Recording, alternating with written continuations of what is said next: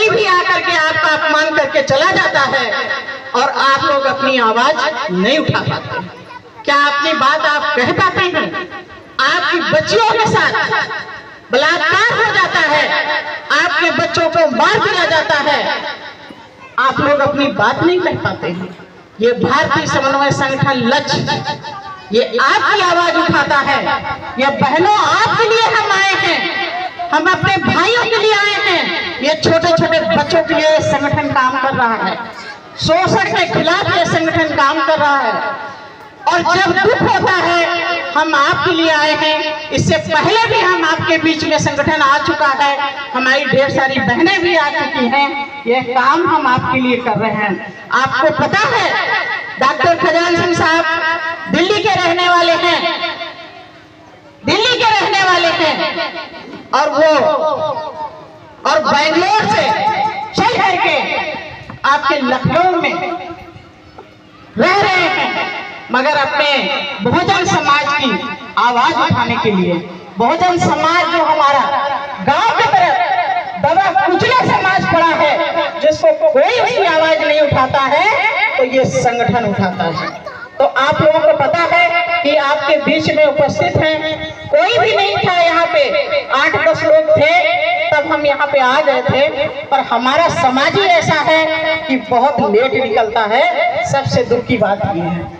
और जब आप लोगों के साथ कोई घटना घटती है तो हम लोग अगर इतनी देर नहीं करते हैं, हम सोचते हैं कि हमारे समाज की बेटी है, हमारे समाज का भाई है जिनके साथ ये घटना घटी है। पूछिए सुदर्शन लाल भारती जी से, बहुत ऐसे केस हैं यहाँ जिला सीतापुर के जिनकी FIR संगठन ने दर्ज कराई है और उन बदमाशों को जेल के अंदर डलवाया है और उन बहनों को, उन भाइयों को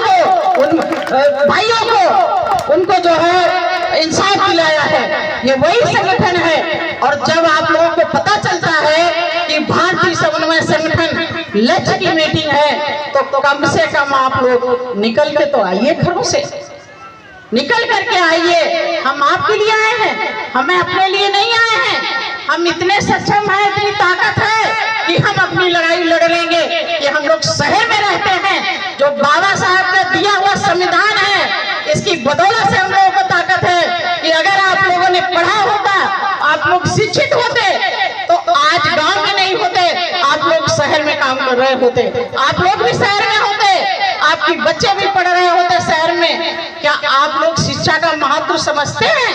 जिस दिन आप लोग शिक्षित हो जाएंगे, आप लोग के बच्चे शिक्षित हो जाएंगे, उस दिन सारे हक और अधिकार आपके हाथ में होंगे कि नहीं होंगे? बिल्कुल होंगे। क्या आप लोग अपनी बच्चों की पढ़ाई पे ध्यान देते हैं? हमारे साथी भाई बैठे हैं, हम लोग बार बार आप लोगों से अपील करते हैं कि आप लोग नशा छोड़ दीजिए, आप लोग गुटखा छोड़ दीजिए, आप लोग जो है बीड़ी पीना छोड़ दीजिए। क्या नशे में आपका भला है? नहीं भला है। अगर भला होता तो हमारा समाज बहुत पहले ये मजबूत हो गया होता, नहीं है ना? इसीलिए हमारा संगठन आपके बीच में आता है। हमें इस बात की चिंता नहीं होती है कि आप 50 लोग निकल रहे हो कि 500 लोग निकल रहे हो। संगठन आपको जोड़ने का काम कर रहा है। मेरे सामने एक माला पड़ी है, ये माला है, ये माला आपको पता होगी कि कैसे बनाई गई है। सुई और धागे से एक एक फूल इसमें जोड़ करके माला बना दी गई, तो ये माला सुंदर हो गई ना, पहनने लायक हो गई। तो क्या आप लोग एक साथ नहीं हो सकते हो? जिस दिन आप लोग साथ हो जाएंगे, उस दिन आपके अधिकारों का हनन नहीं होगा, आपके मान सम्मान का हनन नहीं होगा। इन बच्चों का भविष्य खतरे में है। आपका भारत देश फिर से गुलाम हो जाएगा। आप लोगों के गले में हांडी आ जाएगी, कमर में झाड़ू आ जाएगी। अब आपको बाबा साहब आजाद कराने नहीं आएंगे, अब महापुरुष आजाद कराने आपको नहीं आएंगे। साथियों, आपको एक होना होगा, आवाज उठानी होगी, आपको सड़कों पे निकलना होगा अपने अधिकारों के लिए। आपको पता है हिंदू धर्म की स्थापना करी जा रही है। हमारे बाबा साहब चाहते थे जितने भी हमारे महापुरुष महापुरुष से वो चाहते थे कि भारत बुद्ध में हो। जब आप लोग एकजुट नहीं हो रहे हैं, अबे आपने देखा होगा भाई बीपी हंस ने आप लोगों को तरह तरह के समझाया कि आप लोग कुरीति से निकलिए, आप पत्थर पूजा मत करिए, आप समझिए ये जितने भी महापुरुष हैं ये आपके लिए इन्होंने संघर्ष किया है, पूरा जीवन लगाया है। हमारे बाबा साहब ने, हमारे बाबा साहब क्या, आप सबके बाबा साहब, उन्होंने क्या किया, उनके 4-4 बच्चे कुर्बान हो गए, उन्होंने परिवार को नहीं देखा, पूरे बहुजन समाज के लिए 100% समाज के लिए उन्होंने काम किया। अभी ये सितंबर का महीना है, अभी बहन जी ने बताया 23 सितंबर को 1917 को बाबा साहब ने संकल्प लिया था। उस संकल्प की वजह से आपके दिन अच्छे हो गए, बदल गए। बाबा साहब ने संकल्प लिया था कि हमारा ये दबा कुचला समाज है जो पीड़ित है, परेशान है, मगर उस देख रहे बाबा साहब कितना दुखी हुए थे, कितना रोए थे। एक पेड़ के नीचे बैठ करके, वो पीपल का पेड़ था, बड़ौदा रेलवे स्टेशन और पीछे पार्क था, उस पार्क में बाबा साहब, शायद रेल लेट थी, उस पार्क में बाबा साहब बैठ करके अपने समाज के लिए सोच रहे थे कि जब मैं इतना पढ़ा लिखा हूँ, मैं अच्छे कपड़े पहना हूँ और विदेश से डिग्री लेके आया हूँ, तब आज हमारी ये स्थिति है कि हमारे लिए रहने का घर नहीं है, जात के आधार पे हमें घर से निकाला गया, अपमान किया गया। बाबा साहब बहुत फूट फूट के रोए थे। तो उस दिन उन्होंने संकल्प लिया था, अगर हम अपने समाज के लिए पूरा जीवन लगाएंगे तो आज आपके लिए चेहरे चमक रहे हैं। तब उन्होंने संकल्प लिया था इस बात का। क्या उसके बाद क्या हमारे में लोग निकल करके आए? उन्होंने कोई ऐसा काम किया? तो उनके तो बाबा साहब ने आजाद करा दिए, इतना बेहतरीन आपको संविधान दे दिया, हक अधिकार कायदा कानून जिसकी वजह से आपको राहत मिलती है। क्या आप लोगों ने संविधान की कदर करी? क्या आप लोगों ने पढ़ा? हमारे जो शहर में साथी रहते हैं, जो भाई रहते हैं, जब उन्होंने इस बात का ध्यान नहीं रखा तो आप लोगों का हम लोग कुछ कहते भी नहीं है। जो पढ़ा लिखा समाज है वो एक साथ नहीं है, मगर हम तो ये कहते हैं चाहे पढ़ा लिखा समाज हो चाहे नहीं पढ़ा लिखा समाज हो, सबको एक साथ आना चाहिए। नहीं, ये स्थिति बहुत खराब है। हमारी महिलाएं जो आज अच्छे कपड़े पहन रही हैं, ये कल अच्छे कपड़े नहीं मिलेंगे। आज अच्छा अगर खाना खा रही हैं, ये खाना आपको नहीं मिलेगा। आज अगर आप 8 घंटे काम कर रही हैं, फिर से आपको 12 घंटा खेती में काम करना पड़ेगा। अब कोई आपको नहीं बचाने आएगा, अब आपको कोई भी आजाद नहीं कराने आएगा।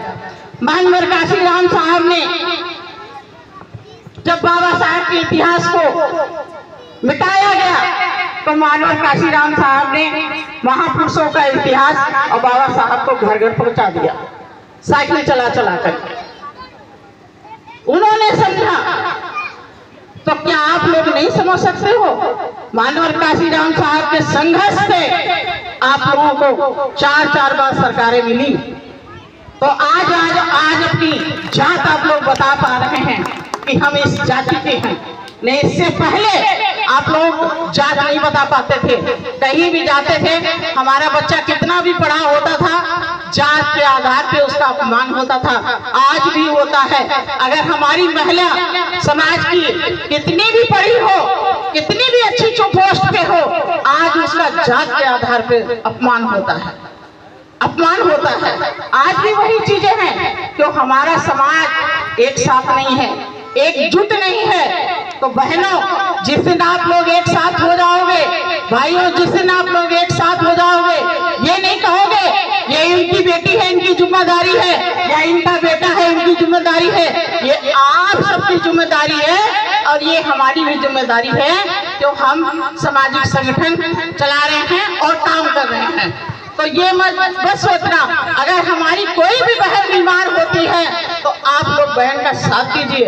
अगर हमारे साथी भाई घर में नहीं हैं तो आप लोग आपके घर में अगर आपके हस्बैंड हैं तो उनका आप साथ दीजिए। अगर आप अस्पताल पहुंचा दोगी तो वो अगर ठीक हो जाएंगे तो कभी वो आपसे अलग नहीं होंगे। और आप लोग खास करके अपने बच्चों की पढ़ाई पे ध्यान दीजिए। भले आपके बच्चे प्राइमरी में जाते हैं या सरकारी में जाते हैं, ये माँ की जिम्मेदारी बनती है कि अपने बच्चों को नहलाए धुला करके विद्यालय आप लोग भेजें। अगर आपके बच्चे को पढ़ना नहीं आता है, पेरेंट टीचर मीटिंग होती है महीने में एक बार, आप घूंघट में मत रहिए, आप निकल करके जाइए और पूछिए कि मैडम हमारे बच्चे को पढ़ना नहीं आता है। जब तक आप जाएंगी नहीं तो फिर पता आपको कैसे चलेगा। इसलिए अभी हमारे वक्ता और भी बहुत ज्यादा हैं, पर हम यही कहेंगे कि आप लोग एक साथ रहिए। कभी हम लोग आप लोगों को लखनऊ में अगर रैली निकालते हैं, पर चाहते हैं कि हम रैली निकालें, हम बहुजन समाज को एकजुट कर रहे हैं, बहुजन समाज के अधिकारों की बात करते हैं, मान सम्मान की बात करते हैं, तो क्या रैली निकालें तो आप लोग हमारा साथ देंगे, पहुंचेंगे यहाँ से। आप लोग जितनी ज्यादा जनसंख्या में पहुंचेंगे उतने ज्यादा लोग आपके काम करेंगे।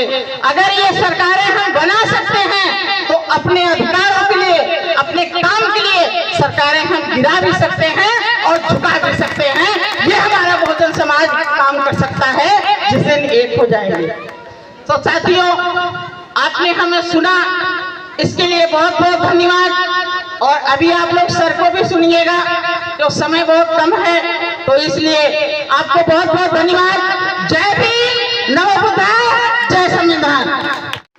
यदि आपको वीडियो पसंद आया हो तो लाइक करें, शेयर करें और इस तरीके के और वीडियो देखने के लिए चैनल को सब्सक्राइब करें।